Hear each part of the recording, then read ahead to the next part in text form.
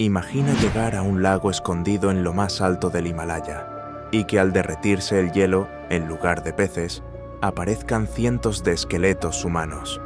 No es una leyenda, existe y se llama Rupkund, el lago de los esqueletos. Más de 600 cuerpos rodean sus aguas, algunos con carne todavía pegada a los huesos, conservados por el frío durante siglos.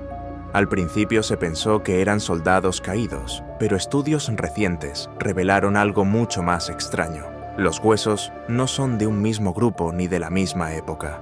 Algunos murieron hace 1000 años, otros mucho más tarde, y para sorpresa de los científicos, muchos ni siquiera eran de la India, sino del Mediterráneo, a miles de kilómetros de ahí. ¿Qué hacían en ese lugar remoto? ¿Una peregrinación sagrada? ¿Una tormenta de granizo que cayó como piedras mortales? Nadie lo sabe con certeza,